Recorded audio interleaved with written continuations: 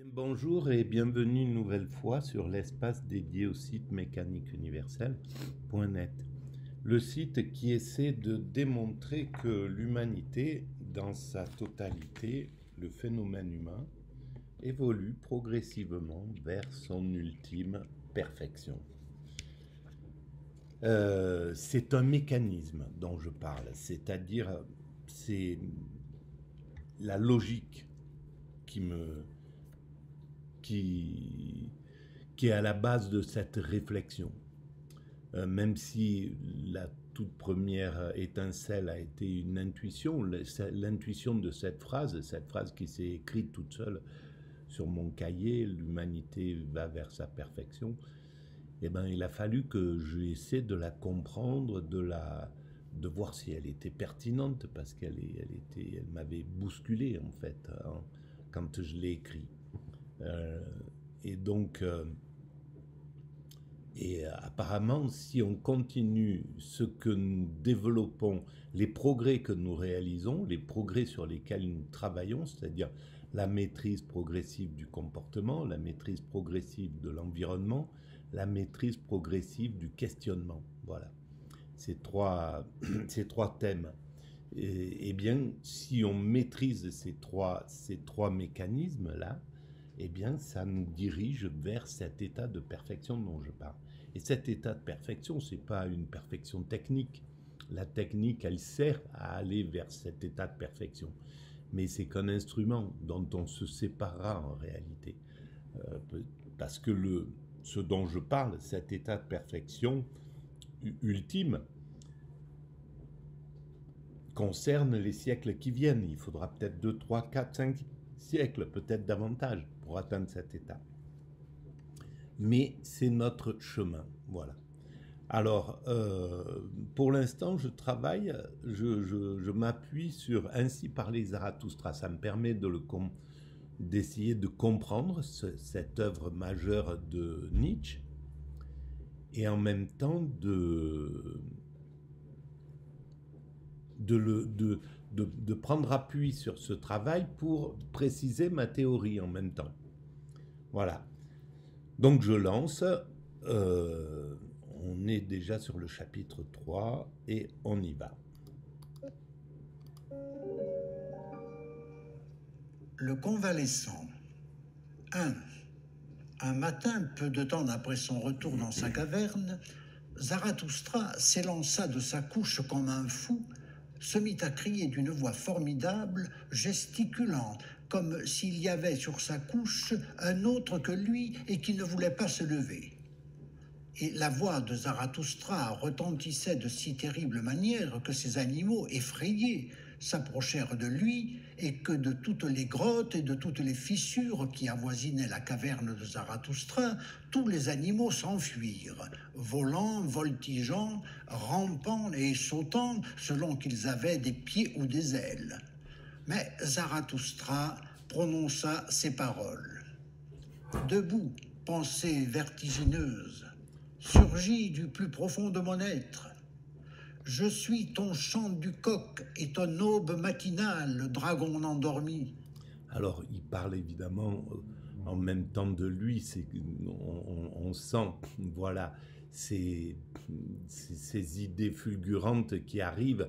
On se réveille avec des intuitions. Je me rappelle qu'au tout début de la mécanique universelle, j'étais dans un état d'euphorie, mais et de douleur aussi, parce que il y avait un peu de doute de temps en temps, mais enfin c'était globalement de l'euphorie. Je me couchais le soir avec l'envie que la nuit passe très vite pour me réveiller vite le matin et recommencer à travailler, à être sur cette œuvre qui est la mécanique universelle.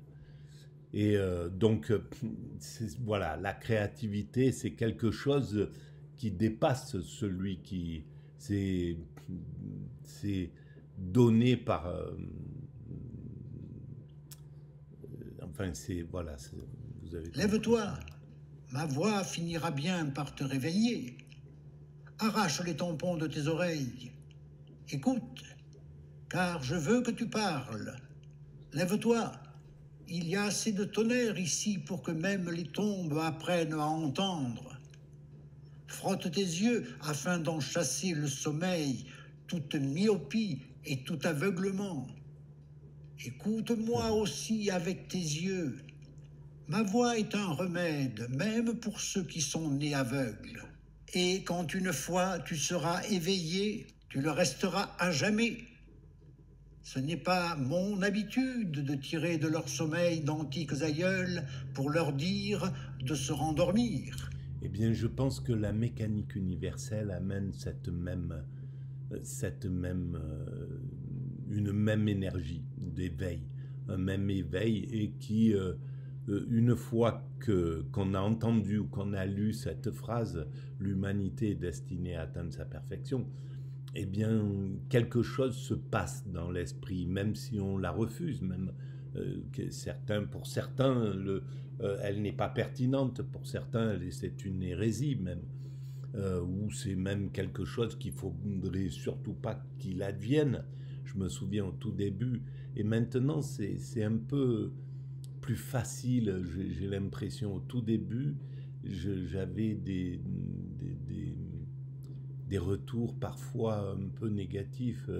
Ben, ça sera une catastrophe si, etc., si on atteint cet état-là, qu'est-ce que l'humanité va devenir? Bon, bref, ça a soulevé des questions. Mais je pense que ça bouscule et ça met un éclair qui reste en permanence dans l'esprit et ensuite on est obligé de voir un peu le monde d'une autre manière. Et plus on rentre dans cette théorie, mais c'est la même chose que la théorie du surhomme finalement, le fait d'apporter cette idée qu'il faut transcender, qu'il faut que l'humanité se transcende, passe par-dessus elle-même et atteigne ce surhomme. Eh bien, j'aimerais bien savoir comment l'ont vécu les amis de Nietzsche, ceux qui étaient autour de lui. Tu bouges, tu t'étires et tu râles. Debout, debout. Ce n'est point râler, mais parler qu'il te faut. Zarathustra t'appelle. Zarathustra l'impie. Moi, Zarathustra, l'affirmateur de la vie, l'affirmateur de la douleur, l'affirmateur du cercle éternel, c'est toi que j'appelle, toi la plus profonde de mes pensées. Ô joie, tu viens, je t'entends, mon habit me parle, j'ai retourné vers la lumière ma dernière profondeur. Ô joie, viens ici, donne-moi la main, ah, laisse, dégoût, dégoût, dégoût, malheur à moi. 2. Mais à peine Zarathustra avait-il dit ces mots qu'il s'effondra à terre tel un mort. Et il resta longtemps comme mort. Lorsqu'il revint à lui, il était pâle et tremblant. Et il resta couché. Et longtemps il ne voulut ni manger ni boire. Il resta en cet état pendant 7 jours. Ces animaux, cependant, ne le quittèrent ni le jour ni la nuit, si ce n'est que l'aigle prenait parfois son vol pour chercher de la nourriture. Et il déposait sur la couche de Zarathustra tout ce qu'il ramenait dans ses serres. En sorte que Zarathustra finit par être couché sur un lit de baies jaunes et rouges, de grappes, de pommes d'api, d'herbes odorantes et de pommes de pin. Mais à ses pieds, 2 brebis que l'aigle avait dérobées à grand-peine à leur berger étaient étendues. Enfin, après 7 jours, Zarathustra se redressa sur sa couche, prit une pomme d'api dans sa main, se mit à la flairer et trouva son odeur agréable. Alors, les animaux crurent que l'heure était venue de lui parler. « Oh, Zarathustra, dirent-ils, voici 7 jours que tu gis ainsi les yeux appesantis. Ne veux-tu pas enfin te remettre sur tes jambes? Dans une position critique. Sors de ta caverne, le monde t'attend comme un jardin. Le vent se joue des lourds parfums qui veulent venir à toi, et tous les ruisseaux voudraient courir à toi.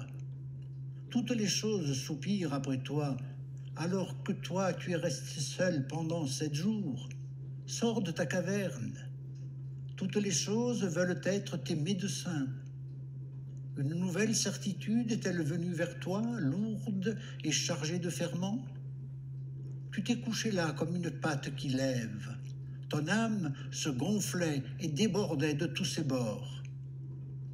Oh, mes animaux, répondit Zarathustra, continuez à babiller ainsi et laissez-moi écouter. Votre babillage me réconforte.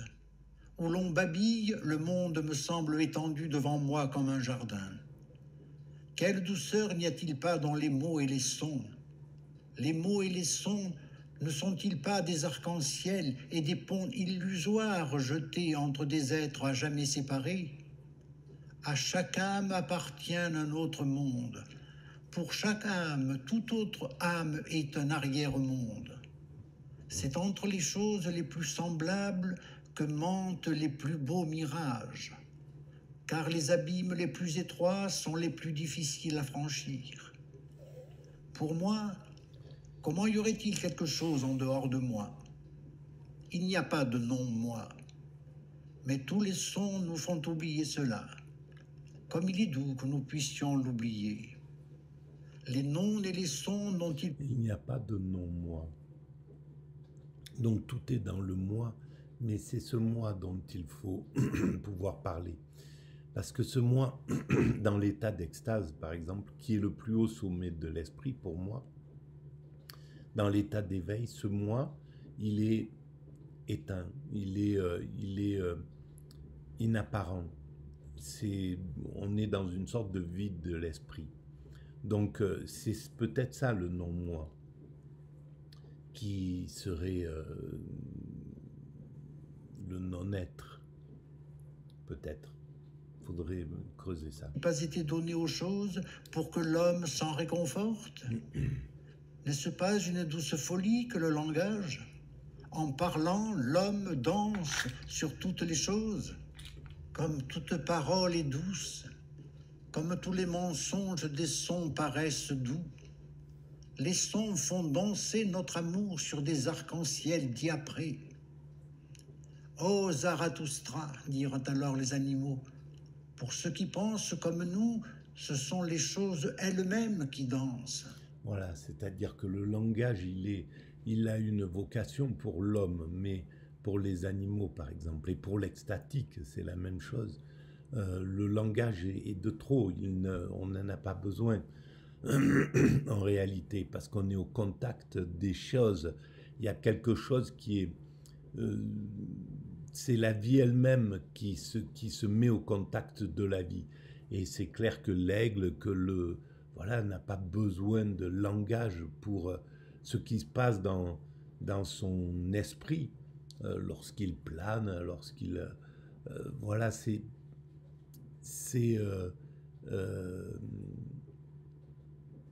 la vie, la pleine vie en réalité. Et c'est ce que cherche à atteindre finalement l'humanité. Parce qu'en cherchant à atteindre l'extase, c'est la cessation de la parole telle qu'on la connaît. Là, voilà, une parole qui n'arrête pas, qui essaye d'expliquer et qui est nécessaire pour aller vers la perfection. Cette parole, c'est un des outils de la construction de l'humanité.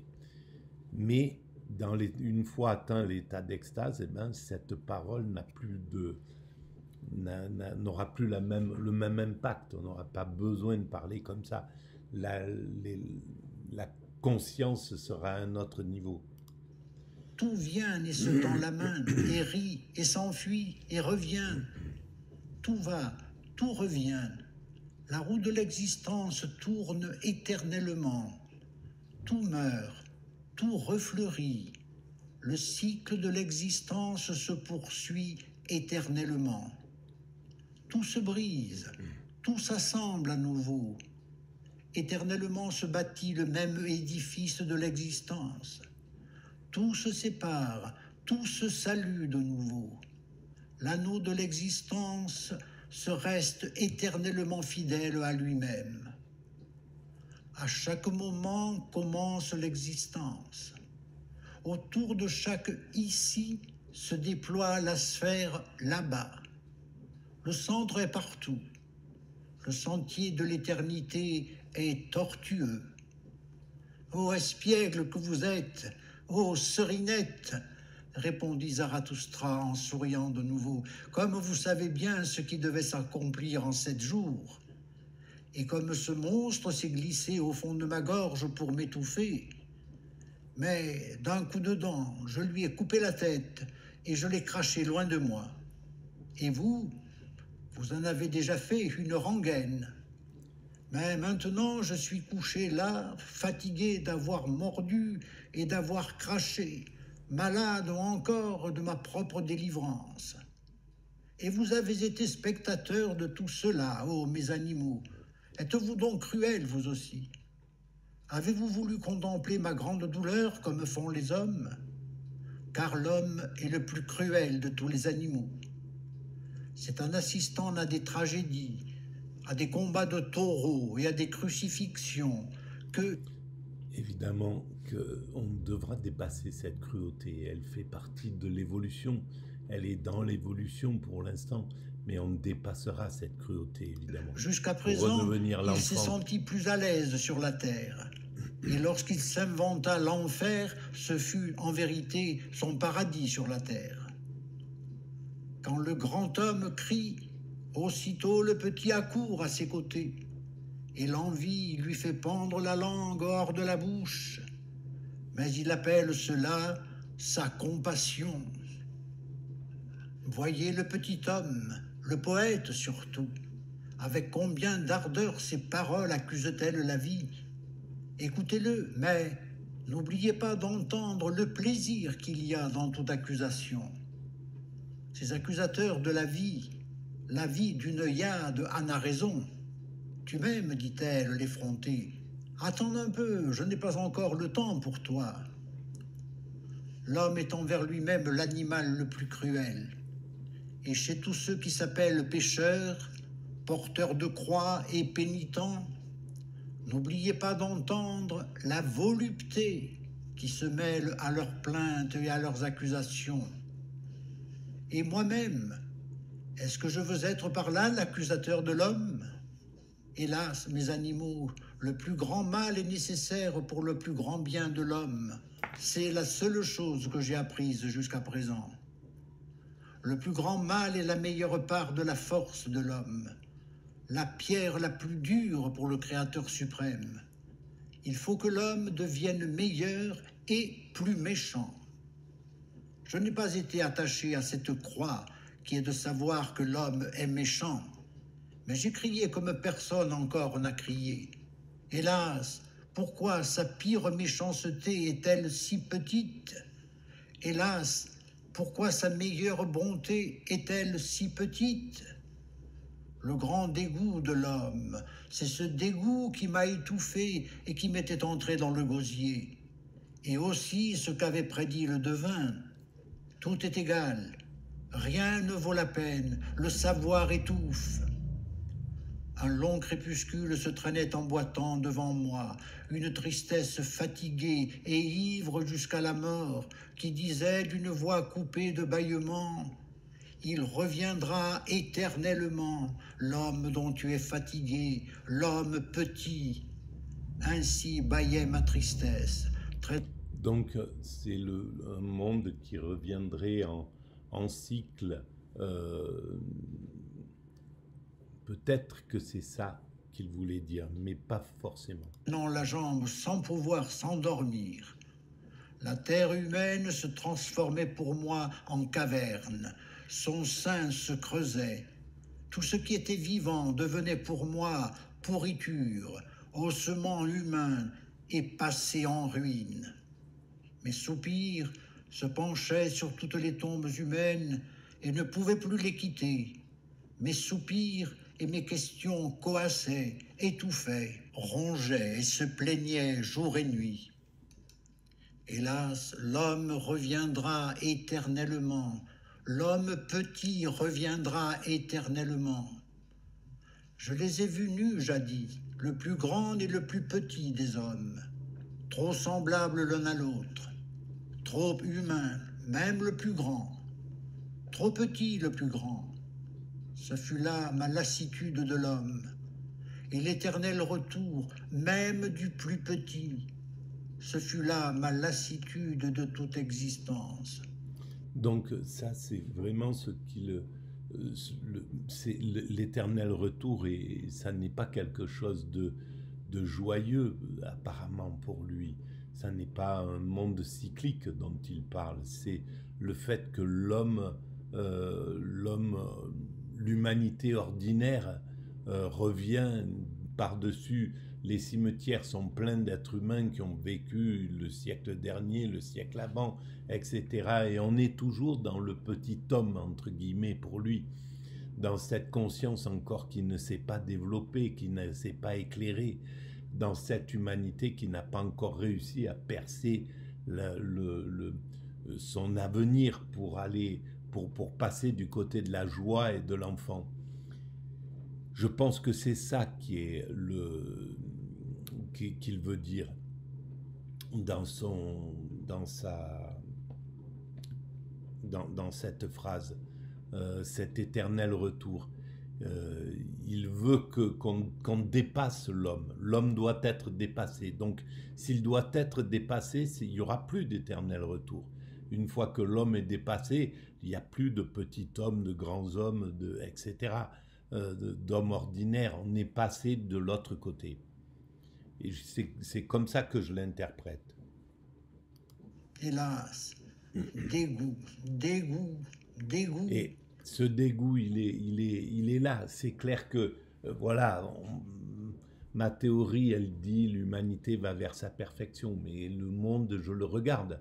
J'écoute les informations, je vois bien ce qui se passe dans ce monde. Et donc, il y a de quoi être découragé, dire pourquoi on repart dans des trucs, voilà, la guerre des tranchées, comment se fait-il qu'on puisse repartir là-dedans, vers les génocides, vers des choses que l'homme dont l'homme a dit plus jamais ça, l'homme petit a dit plus jamais ça, et l'homme grand aussi, mais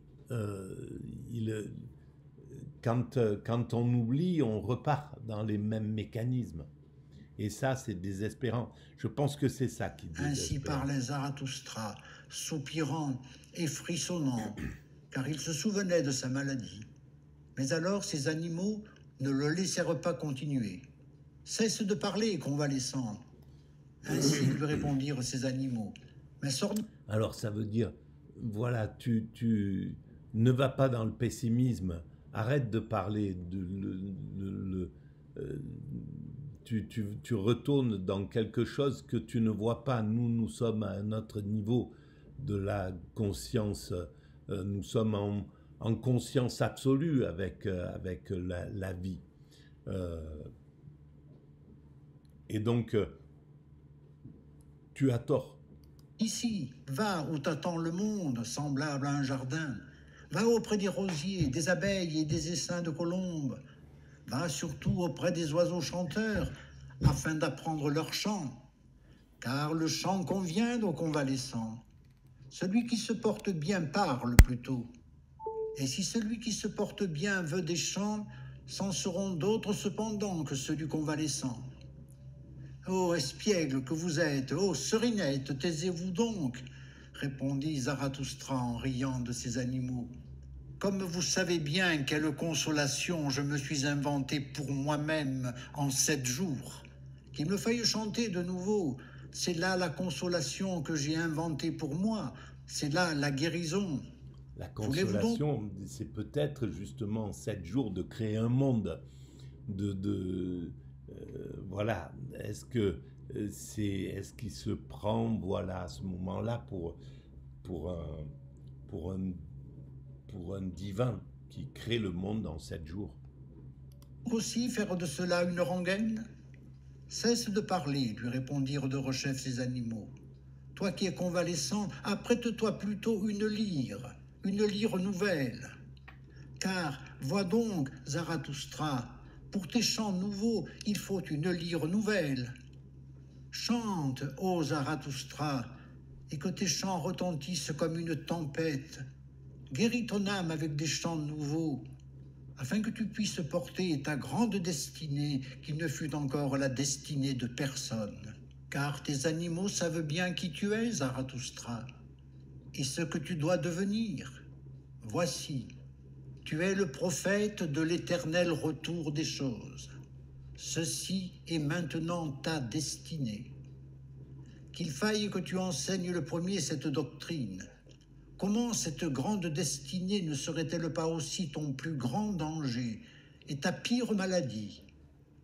Vois, nous savons ce que tu enseignes, que toutes les choses reviennent éternellement et que nous revenons nous-mêmes avec elles, que nous avons déjà été là une infinité de fois et que toutes choses ont été avec nous. Tu enseignes qu'il y a une grande année du devenir, un monstre de grande année. Il faut que, semblable à un sablier, elle se retourne sans cesse à nouveau pour s'écouler et se vider à nouveau, en sorte que toutes ces années se ressemblent entre elles, en grand et aussi en petit, en sorte que nous sommes nous-mêmes semblables à nous-mêmes dans cette grande année, en grand et aussi en petit. Et si tu voulais mourir à présent, ô Zarathustra, voici, nous savons aussi comment tu te parlerais à toi-même. Mais tes animaux te supplient de ne pas mourir encore. Mais là, ça serait vraiment intéressant de savoir comment les autres philosophes, comment les universitaires comprennent cet éternel retour. Parce que pour moi, je ne peux le penser que métaphoriquement. Peut-être pas, mais voilà, on a du mal à pouvoir poser quelque chose de rationnel sur cette chose. C'est pourquoi je pense que c'est plus le monde, l'histoire qui revient, l'histoire, mais qui, tout en faisant qu'elle évolue jusqu'à un certain moment où elle ne reviendra pas, parce qu'on aura passé par-dessus l'homme pour aller vers le surhomme, pour aller vers l'humain accompli. C'est un peu comme ça que je le vois. Mais évidemment, c'est compliqué. Là, il faudrait lire plusieurs façons de le penser par d'autres philosophes. Tu parlerais sans trembler et tu pousserais plutôt un soupir d'allégresse, car un grand poids et une grande angoisse seraient enlevés de toi qui es le plus patient. Maintenant, je meurs et je disparais, dirais-tu. Et dans un instant, je ne serai plus rien. Les âmes sont aussi mortelles que les corps. Mais un jour reviendra le réseau des causes où je suis enserré. Il me recréera. Je fais moi-même partie des causes de l'éternel retour des choses. Je reviendrai avec ce soleil. Et si c'est basique, cet éternel retour, il n'a rien à envier au christianisme qui parle du paradis et de revivre dans un autre monde. C'est le même espoir en réalité que les hommes, dont les hommes ont eu besoin pendant des centaines de milliers d'années, d'avoir quelque chose qui peut, un autre monde, etc., où ce qui n'a pas pu s'accomplir sur cette planète, les souffrances qui ont été vécues, tout ça, que tout soit dépassé. Donc, est-ce que c'est ça que Nietzsche voit dans cet éternel retour? Avec cette terre, avec cet aigle, avec ce serpent, non pas pour une vie nouvelle, ni pour une vie meilleure ou semblable. Je reviendrai éternellement pour cette même vie, identiquement pareille, en grand et aussi en petit, afin d'enseigner de nouveau l'éternel retour de toutes choses, afin de proclamer à nouveau la parole du grand midi de la terre et des hommes, afin d'enseigner de nouveau aux hommes la venue du surhumain. Voilà, donc, mais même si... Alors, soit ça s'est déjà donné cette idée du surhumain. C'est l'Apocalypse, c'est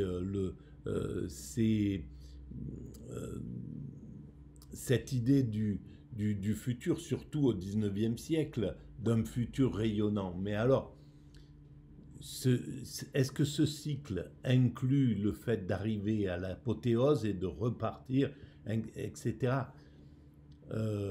Ou est-ce que c'est des Nietzsche, il y en a eu avant dans l'histoire de l'humanité, qui ont apporté la bonne parole et qui ont prêché le surhumain, en somme, la venue du surhumain.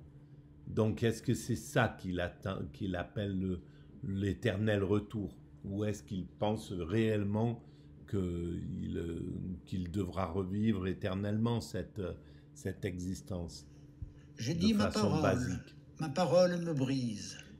Ainsi le veut ma destinée éternelle. Moi, je n'arrive pas trop à le croire à croire ça parce qu'il parle beaucoup en métaphore. Donc, ça peut être une métaphore.